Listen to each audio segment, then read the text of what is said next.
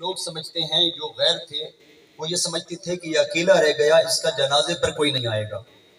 حقیقت میں یہی ہے۔ اسی طرح سے بلیم لگایا گیا کہ ڈاکٹر صاحب کو گستاخ بنا دیا جائے اور ان کو اکیلا کر دیا جائے، لیکن وہ یہ نہیں جانتے کہ آپ پر خاص میرے کریم آقا صلی اللہ علیہ وآلہ وسلم کا کرم ہے، آپ کی ذات پر خاص نظر کرم ہے میرے کریم آقا صلی اللہ علیہ وسلم کا، آپ کی آل کا، آپ کے اصحاب کا۔ اور انشاءاللہ مجھے یقین ہے کہ جو لوگ آپ سے کسی وجہ سے بھی دور ہوئے، مجھے یقین ہے وہ آپ کے قدموں میں آ کے پڑیں گے، آپ کے قدموں میں لوٹیں گے، اور اس کی وجہ دین حق کی سربلندی ہے، حق گوئی ہے۔ یاد رکھیں، اس میں کوئی شک نہیں ہے کہ بہت بڑی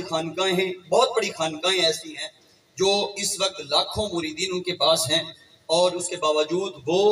وہی چیز بیان کرتے ہیں جو ڈاکٹر صاحب فرما رہے تھے۔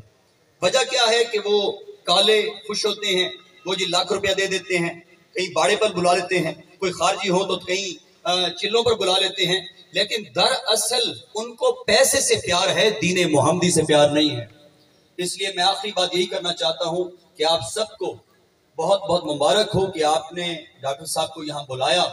اور ڈاکٹر صاحب کی یہ جو بیان ہے آپ نے سنا۔ یہ خوش قسمت لوگ ہیں جو آج کے دور میں ڈائریکٹلی فیس ٹو فیس، میں نے اس لیے اپنے پیغام میں کہا تھا کہ بیان اپنی جگہ ہے، لیکن آج کے زمانے کے اندر میں یقین سے کہہ رہا ہوں کہ ڈاکٹر صاحب کے دستے مبارک کو چومنا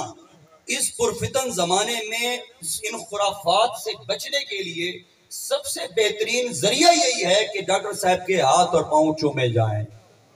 یہ برکت ہی کافی ہے، جو ان کے آگے ہاتھ چوم لے، جو ان کے پاؤں چوم لے۔ میں یقین سے کہتا ہوں، میں خواجہ غلام حسن سواگ رحمۃ اللہ کے اولاد میں سے ہوں، جو ان میں کچھ دیکھا ہے، جو میں نے دیکھا ہے، خدا کی قسم میں کہتا ہوں اگر غیر کوئی ہو، پوری زندگی وہابیت میں ہو، پوری زندگی رافضیت میں ہو، ایک دفعہ قریب ہو کر ڈاکٹر صاحب کے آگے ہاتھ چوم لے، اسے پیغام سننے کی ضرورت نہیں، اسے تقریر سننے کی ضرورت نہیں، بلکہ غوث پاک کا یہ وہ سمندر ہے جو ایک دفعہ لگ جائے، خدا کی قسم وہ ہمیشہ کے لیے